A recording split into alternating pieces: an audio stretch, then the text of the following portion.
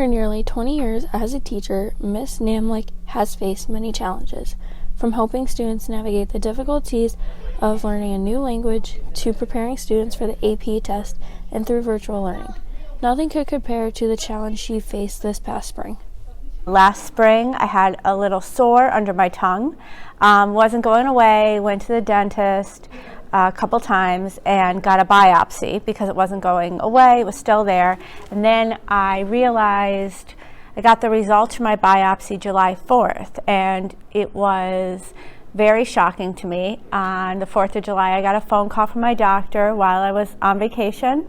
I was coming home from Cape May, and I knew he had something to tell me, and I just needed to know, so I forced him to tell me. And I'll never forget, I was driving home from Cape May, and I had my kids in the back seat, and he said, "It looks like cancer." And he said, "I have something called squamous cell carcinoma." Squamous cell carcinoma is the second most common skin cancer typically found by the mouth or ear. Without any previous indicators of cancer, Miss Namlick's diagnosis came as a shock and one that needed immediate action. Fast forward a couple of weeks, I'm sitting at University of Penn Hospital with some of the best doctors on the East Coast and coming up with a plan. The plan entailed a complicated 12-hour surgery which reconstructed her tongue, transplanted arteries from her wrist, and removed lymph nodes from her throat. For Miss Namlick's, surgery was the easiest part. The recovery, however, was where she was really tested.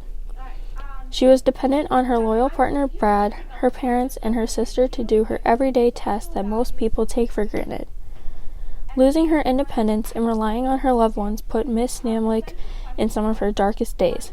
However, her children, both at home and at school, inspired her to get better, and nearly 6 months after her diagnosis, she received news everyone needed to hear. On December 1st, I got news that I was cancer-free and the surgery worked. Returning to the classroom after such a long absence filled Miss Namlick with many emotions, one of which was the eagerness to return to the things she loved. I really missed my job and just that role.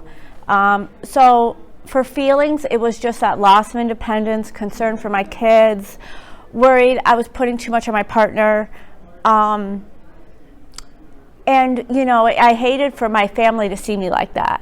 Even my parents, my sister, like everybody, I just hated that. But the feelings were overwhelming at first, but I just took it day by day, and that helped.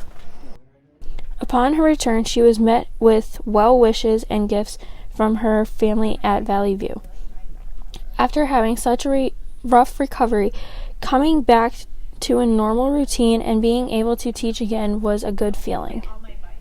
I was overwhelmed with the even little gifts and hugs and just everyone coming back in and saying, "Oh my God, welcome back." And of course, the band playing in the morning, having that experience and being like, wow, I'm really, really lucky. So it was a really good feeling, and it's something that, like, I know as a teacher, it's very unique. Nathan Chatton, a student in Miss Namlick's AP Spanish class and someone who has known Miss Namlick since he was a child, was glad to see Miss Namlick healthy and back in school. A lot of people in my life haven't fought with cancer and won, and I really thought that this was going to happen with her. But here she is, and she is doing fantastic, might I add. Look at her go. I'm so proud of her. Nathan's friendship with Miss Namlick influenced him in a variety of ways, including the pursuit of learning Spanish. Mrs. Namlick being there and being my teacher really kept me going with the whole language. I was going to drop it after Spanish 3, but then I found out that Mrs. Namlick was teaching it, and how could I pass that opportunity up?